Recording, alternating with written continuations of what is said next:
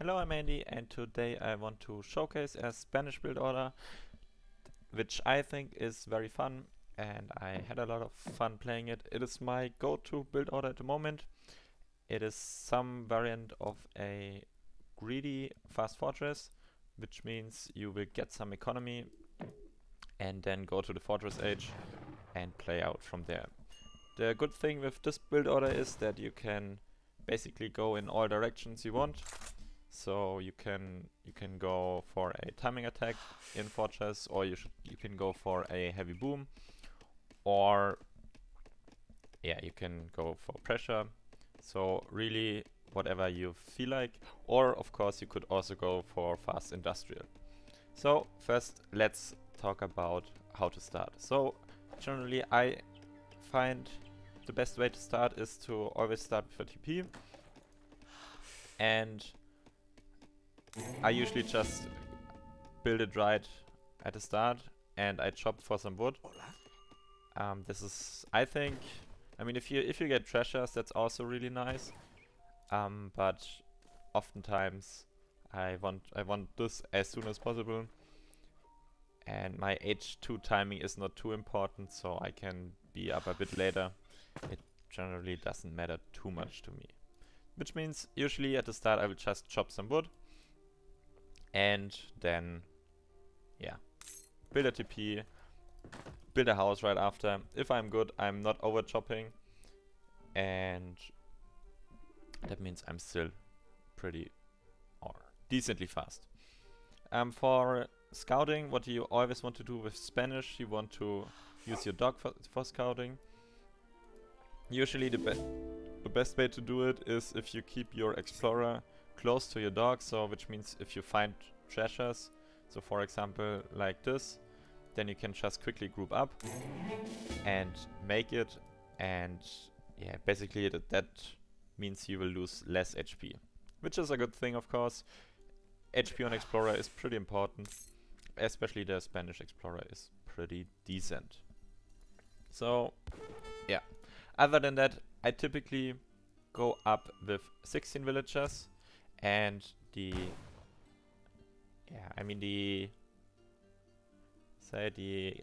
game, or the special thing with this build order is, so this is inspired by Lionheart. I will also put its link in the description. But basically it's a capitalism build order, which means you send 2 H1 cards, so the 3 settlers and the capitalism. And the idea is that doing it this way, you don't need a 700 coin. And without a 700 coin, you just gather the resources, and you are a slightly bit slower than if you would just go 3 villagers, 700 coins, 700 wood. But doing this way means you have more economy, and a tiny bit slower doesn't matter too much from playing, because you can train rods in H2, and you always need some rods to deflect cavalry. So that's why it's not too bad if you're in H2 a bit longer. Also, you will age up with the outpost. So the politician is the governor, and this one gives you 200 coin and an outpost wagon. And the outpost helps defend quite a bit against all kinds of aggression that can be thrown at you. So that means an earlier H3 is not too important. Yeah, and it's worth it to sacrifice 30 seconds to have a better economy. So that's the idea behind this build order. What you always want to do in transition, you want to get a second herd under your TC. In this game, I kind of failed here. These were behaving strangely in my opinion, but that's what they do. But ideally you want to have one herd under your TC, that in case you are getting pressured, then you have a herd and you can just jump in and out, and that's just way safer. And there's no reason why I didn't manage to do it. Then in H2, what you want to do is you want to send the 5 villagers first and then the 700 wood. If you're facing a lot of pressure, you can of course also send the units instead. I don't that really doesn't, from playing this build order, it doesn't happen very often that you get all in the current meta. So I didn't have to defend a heavy pressure. Defending heavy pressure, usually with the tower and the TC and the militia, it should be enough to get you to H3. And in H3 you can just send lancers really, or rods, and they will clean up most H2 stuff which can be on the field. So yeah, if you feel like you're getting attacked, then you can put your outposts even more defensive, and with good micro you should be able to defend with this build order. But you can of course skip the 5 settlers, because if they just sit in your TC, then they are not going to help much. Yeah. Then the 700 wood, I usually use it to build houses and a barracks. And with the barracks, I already in transition, I start to train rods. And this is because I think you always need Rodilleros with Spain, because they deal with cav quite well. And they are also pretty useful in smaller fights, I think. They tend to be less useful in bigger fights, but especially at the start and in combination with the dogs you can make in your explorer, you can defend, or you have a good force. And yeah, so I usually try to get 10 out, and then I go into skirmishes. So in this game I decided to Ageup with the covered wagon. That's of course very greedy. I mean, most of the time I just go up with 4 hussars. If I'm getting sieged, sometimes I also use the 8 crossbowmen to help defend against like pikemen or musketeers or something.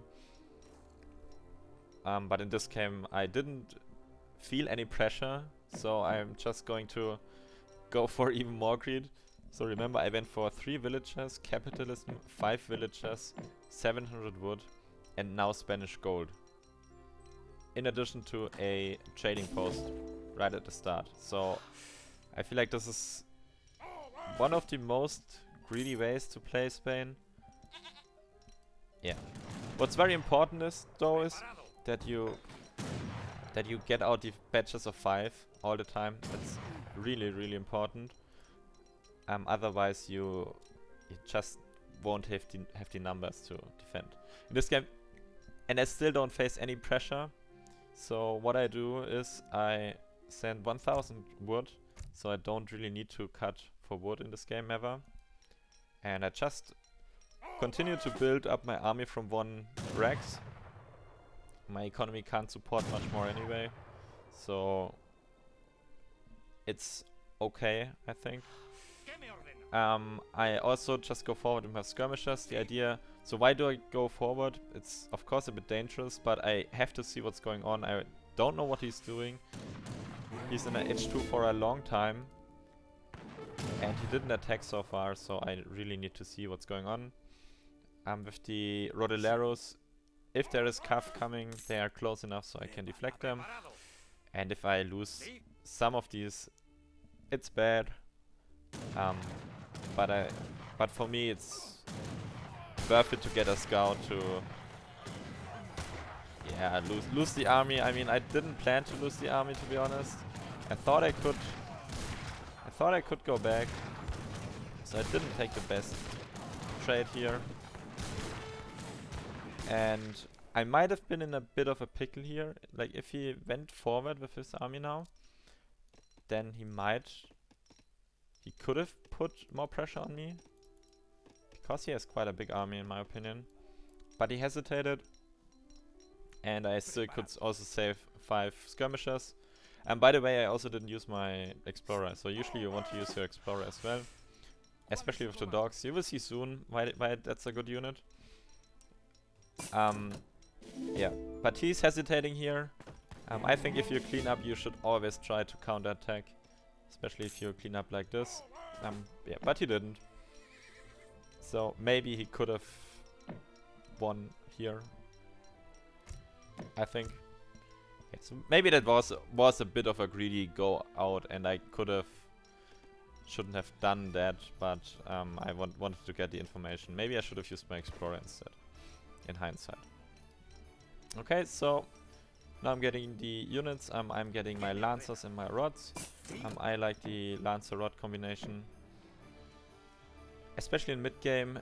They just like if you get an engagement, they just clean up so ridiculously well, and it's so hard to judge for most people how, like, if you win or lose a fight just because they are such a swing kind of. So either you steamroll your opponent or you just get completely destroyed. So at this point I'm wondering why he's not attacking, and I wanted to go for some raids. The good thing with rods and lancers is that they are pretty fast, so that's why I figured I could probably do it. I left my skirmishers behind, which get caught out a bit, but my units are close enough to really defend it. So now we have this fight here, and I have 13 lancers, 19 rods, 5 skirmishers. Like, it used to be 10, I think. There will be militia coming here, and I think 5 more lancers to the end of the fight. They are fighting against, I think, 15 huss at the start, but now 11 and 30 musketeers, 12 more musketeers, and a few skirmishers. So just from looking at this, you would think that the blue army will win, but let's see how it plays out.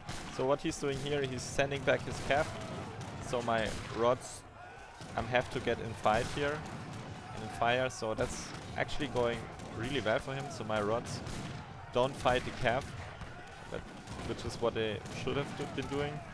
But now as soon as the cav wall goes down and reinforcements come in, this is just a complete cleanup. And yeah, it's just a complete wipe. And I think it's so like, it's the main reason I like to play Spain. It's because you can just, with a good engagement, you can just clean up so well, and they have a really surprising punch. Yeah. Also the dogs, which also came in, they are pretty cheap, so they have 170 HP and 22 attack with no modifiers. But they also don't get modifiers. So for example, if he has skirmishers, and they are like, in these fights you generally won't micro your units perfectly.